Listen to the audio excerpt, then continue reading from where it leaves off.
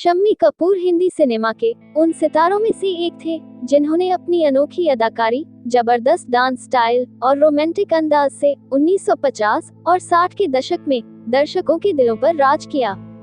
उन्हें Yahoo star और Elvis Presley of India के नाम से भी जाना जाता है। उनका असली नाम शमशेर राज कपूर था। शम्मी कपूर का बचपन एक समृद्ध और सांस्कृतिक माहौल में बीता, लेकिन इसमें संघर्ष और अनुशासन भी था। उनका जन्म 21 अक्टूबर 1931 को मुंबई में हुआ था।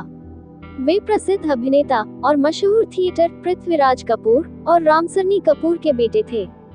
शम्मी कपूर का असली नाम शमशेर राज कपूर था। वे अपने परिवार के साथ मुंबई में रहे, लेकिन उनके पिता पृथ्वीराज कपूर थिएटर से जुड़े थे, इसलिए परिवार को आर्थिक संघर्षों का भी सामना करना पड़ा। शम्मी कपूर की शुरुआती पढ़ाई मुंबई के डॉन बॉस्को स्कूल और फिर न्यू एरा स्कूल में हुई। बाद में उन्होंने माटुंगा के राजा राम कॉलेज में पढ़ाई की।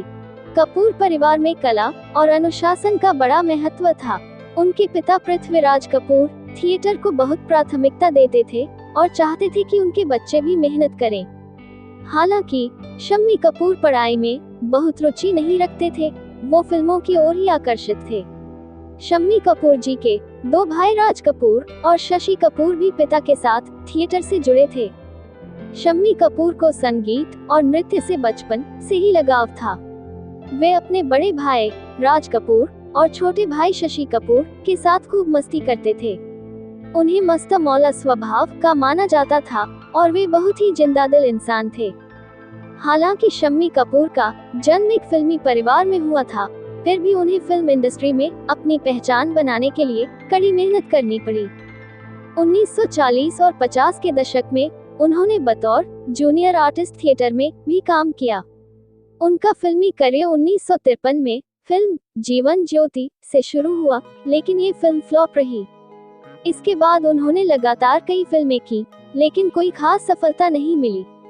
इस दौर में वे रोमांटिक हीरो की पारंपरिक छवि में फिट नहीं हो पा रहे थे और लोग उन्हें राज कपूर का छोटा भाई ही समझते थे। 1950 के दशक में शम्मी कपूर की कई फिल्में आईं, लेकिन बॉक्स ऑफिस पर असफल रहीं। उनकी कुछ शुरुआती असफल फिल्मों में 1953 में आई फिल्म ठोकर, 1954 में महबूबा, क्षमा परवाना, 1956 में आई फिल्म हम सब चोर हैं और 1958 में दिल्ली का ठग शामिल थी। इस दौर में उनकी तुलना दिलीप कुमार, देव आनंद और राज कपूर से की जाती थी, जो पहले से सुपरस्टार बन चुके थे। लगातार फ्लॉप फिल्मों के बाद शम्मी कपूर ने अपनी छवि बदलने का फैसला किया।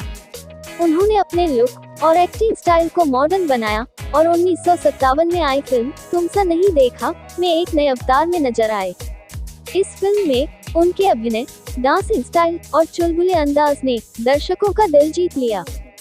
इसके बाद 1959 में दिल दे के देखो ने उनकी पहचान को और मजबूत किया, लेकिन 1961 में आई जंग ली ने उन्हें सुपरस्टार बना दिया।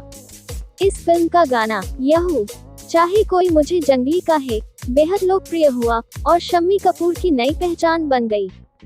इसके बाद शम्मी कपूर ने एक के बाद एक सुपरहिट फिल्में दी, जिनमें शामिल हैं 1962 में प्रोफेसर और चाइना टाउन, 1963 में ब्लफ मास्टर, 1964 का कश्मीर की कले, 1966 में आई फिल्म तीसरी मंजिल, 1967 में एन इवनिंग इन पेरिस और 1968 का ब्रह्मचारी, जिसके लिए उन्हें बेस्ट एक्टर का फिल्मफेयर अवार्ड भी मिला। शम्मी कपूर ने 4 से 5 साल के संघर्ष के बाद अपनी अलग पहचान बनाई। उन्होंने खुद को एक अलग स्टाइल का हीरो साबित किया, जो नाच, गाने, एक्शन और रोमांस का अनोखा मिश्रण था। उनका अनोखा अभिनय और एनर्जी से भरा डांस उन्हें याहू मैन बना दिया। 1970 के दशक के बाद उन्होंने फिल्मों में कम काम किया और साइड रोल करने लगे। 1980 और 1990 के दशक में वे चरित्र अभिनेता के रूप में नजर आए। बॉलीवुड के मशहूर सुपरस्टार शम्मी कपूर सिर्फ अपनी जबरदस्त एक्टिंग और एनर्जेटिक डांस स्टाइल के लिए ही नहीं, बल्कि अपनी रोमांटिक लाइफ के लिए भी जाने जाते हैं। उनकी लव स्टोरीज किसी फिल्मी कहानी से कम नहीं थी। शम्मी कपूर को पहली बार सच्चा प्यार अभिनेत्री गीता बाली से हुआ। दोनों की मुलाकात 1952 में आई फिल्म रंगीन रातें के सेट पर हुई।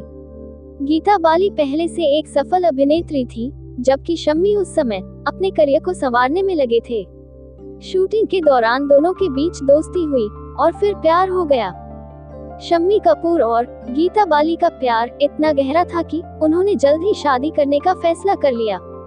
लेकिन उनकी शादी किसी भव्य आयोजन में नहीं, बल्कि बेहद सादगी से हुई।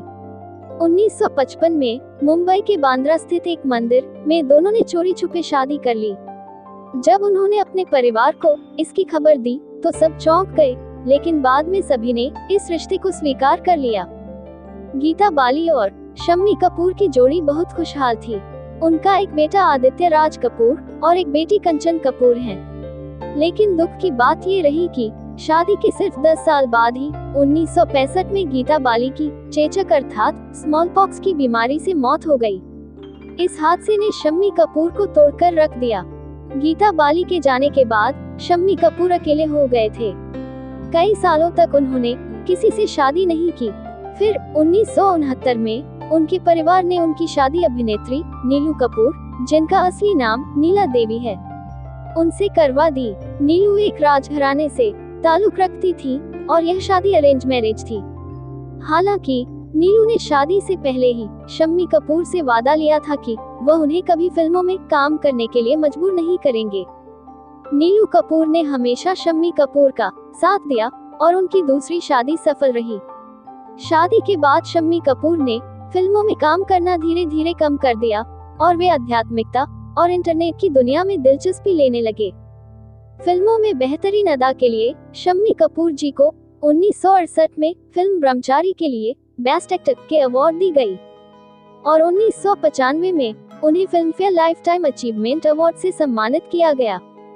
साथ ही 1982 में आई फिल्म विधाता ने उनको बेस्ट सपोर्टिंग एक्टर के पुरस्कार से सम्मानित की गई। शम्मी कपूर जी ने 14 अगस्त 2011 को मुंबई में अंतिम सांस ली। वे लंबे समय से किडनी की बीमारी से जूझ रहे थे। शम्मी कपूर बॉलीवुड के सबसे जीवंत और करिश्माई अभिनेताओं में से एक थे। उन्होंने न केवल अपनी एक्टिंग बल्कि अपनी ऊर्जा, स्टाइल और चार्म से दर्शकों का दिल जीत लिया। आज भी उनके गाने और फिल्में फैंस के दिलों में बसी हुई हैं। तो दोस्तों, अगर आपको ये जानकारी पसंद आए हो तो वीडियो को लाइक, शेयर और चैनल को सब्सक्राइब जरूर करें। मिलते और एक कहानी के साथ, तब तक के लिए धन्यवाद। नमस्कार।